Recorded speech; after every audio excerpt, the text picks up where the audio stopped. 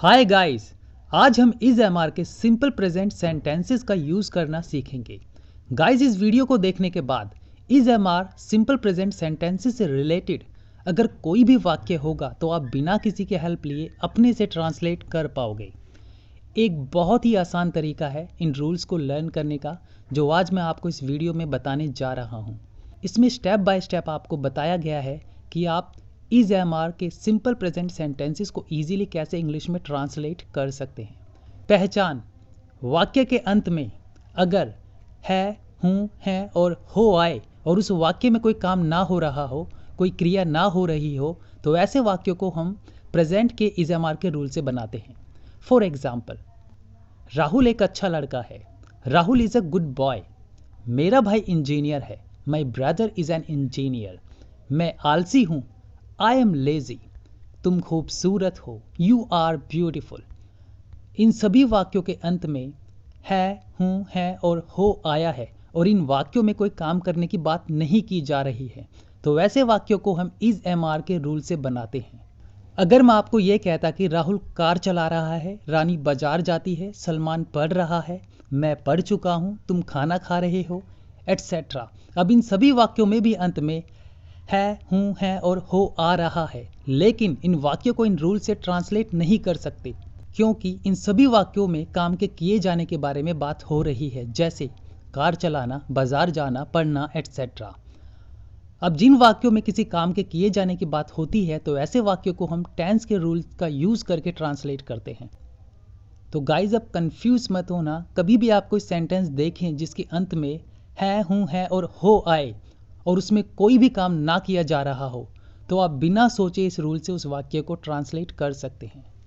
Guys, अब हम ये देखेंगे कि इज का यूज कहाँ किया जाता है, एम का यूज कहाँ किया जाता है और आर का यूज कहाँ किया जाता है, क्योंकि एक ही सेंटेंस में हम तीनों का यूज एक साथ नहीं कर सकते। जिसकी जहाँ रिक्वायरमेंट है उसको वहाँ यूज किया जाता है। तो चलिए इसको समझते हैं कि इज एम आर का यूज कहाँ किया जाता है। इज, यदि वाक्य का सब्जेक्ट थर्ड पर्सन सिंगुलर हो तो हम इज का यूज करते हैं, यानी ही, शी, इट या कोई भी नाम हो सिंगुलर फॉर्म में, तो इज का यूज किया जाता है। एम, यदि वाक्य का सब्जेक्ट फर्स्ट पर्सन सिंगुलर यानी आई हो तो एम का यूज किया जाता है। मतलब कभी भी सब्जेक्ट आई यानी मैं आता हो तो आप हमेशा एम का ही यूज करेंगे। आर एक प्लूरल हेल्पिंग वर्ब है।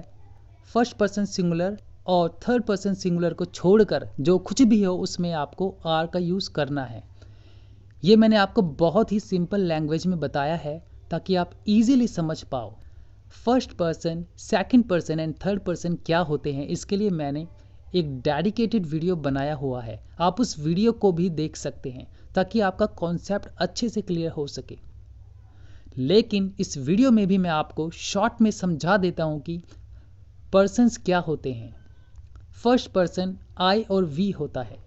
जैसा आप सभी को पता है कि आई का मतलब मैं होता है और वी का मतलब हम होता है। आई सिंगुलर नाउन होता है एंड वी प्लूरल नाउन होता है। सेकंड पर्सन केवल यू होता है। Third person I, we and you को छोड़कर दुनिया की कोई भी चीज़ आप देखते हो तो वो थर्ड पर्सन है। अगर एक की बात हो रही है तो वो थर्ड पर्सन सिंगुलर है और एक से ज़्यादा की बात हो रही है तो वो थर्ड पर्सन प्लूरल है। किसी भी वाक्य के चार प्रकार होते हैं। पहला, एफर्मेटिव सेंटेंसेस, सकारात्मक वाक्य।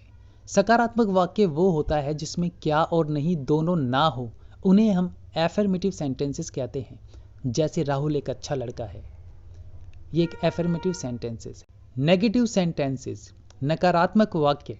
जिन वाक्यों में हम नॉट यूज करते हैं उन्हें हम नेगेटिव यानी नकारात्मक वाक्य कहते हैं। जैसे राहुल एक अच्छा लड़का नहीं है। थर्ड, इंटेरोगेटिव सेंटेंसेस, प्रश्नवाचक वाक्य। जिन वाक्यों में क्या आता है उन्हें हम इंटेरोगेटिव सेंटेंसेस कहते हैं। जैसे क्या राहुल एक अच्छा लड़का है। अब फोर्थ देखते हैं, नेगेटिव इंटेरोगेटिव सेंटेंसेस, नकारात्मक प्रश्नवाचक वाक्य। जिन वाक्यों में क्या और नहीं दोनों आते हों उन्हें हम नेगेटिव इंटेरोगेटिव सेंटेंसेस कहते हैं। जैसे क्या राहुल एक अच्छा लड़का नहीं है। अब मैं आपको इज एम आर के रूल्स बताने जा रहा हूं, जिनको देखकर आप खुद से आसानी से हिंदी से इंग्लिश में वाक्य ट्रांसलेट कर सकते हो।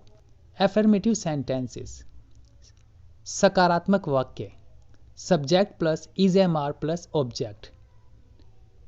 नेगेटिव सेंटेंसेस, नकारात्मक वाक्य, इसका रूल है subject plus is am are plus not plus object.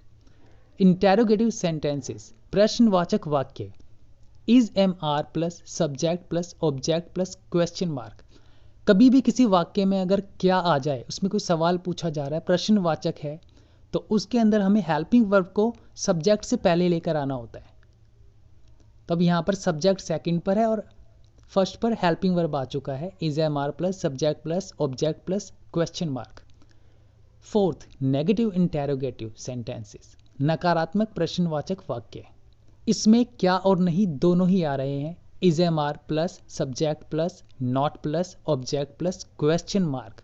आप इन रूल्स में देखकर इजीली सेंटेंस खुद ही ट्रांसलेट कर सकते हैं, आपको किसी की भी हेल्प लेने की जरूरत नहीं पड़ेगी। तो चलिए गाइस देखते हैं कि इन रूल्स की हेल्प से कैसे हम आसानी से सेंटेंस को खुद ही हिंदी से इंग्लिश में ट्रांसलेट कर सकते हैं।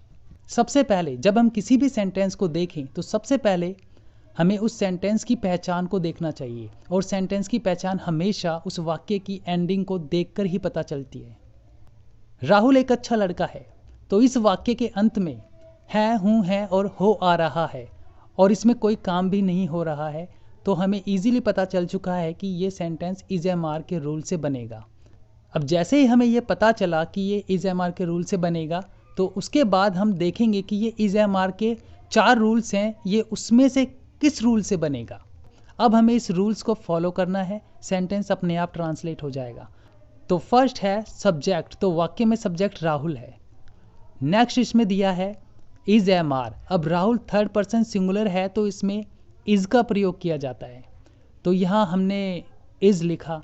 अब रूल्स में इज एम आर के बाद आता है object, a good boy, Rahul is a good boy. कितना सिंपल है। अब इसी को नेगेटिव में ट्रांसलेट करना हो तो राहुल एक अच्छा लड़का नहीं है। पहला है subject, then is am are, तो इसमें इज आ गया, देन नॉट, हमने सेम नॉट मेंशन कर दिया। अब object, a good boy, Rahul is not a good boy.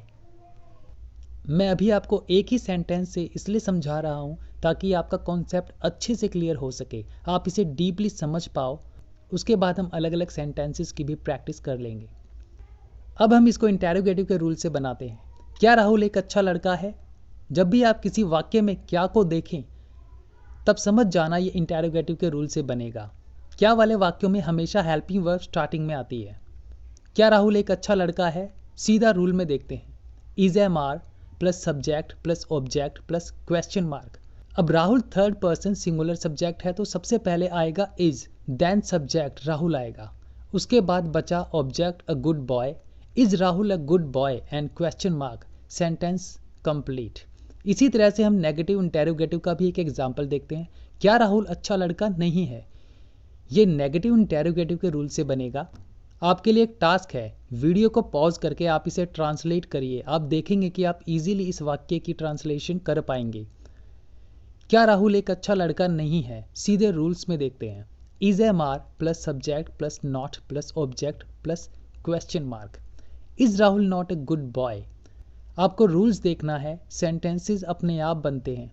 अब आप सोचते होंगे इस तरह के रूल्स आप कब तक देखेंगे, लेकिन मैं आपको बता दूं, ऐसा स्टार्टिंग में होगा कि आपको सेंटेंसेस में आपको रूल्स देखने पड़ेंगे, लेकिन कुछ सेंटेंसेस को ट्रांसलेशन करने के बाद रूल्स ऑटोमेटिक आपको याद हो जाएंगे और आपको दोबारा बार बार रूल्स देखने की रिक्वायरमेंट नहीं होगी और सेंटेंसेस अपने आप ही ट्रांसलेट हो पाएंगे और आप ऑटोमेटिक सेंटेंसेस को ट्रांसलेट कर पाएंगे।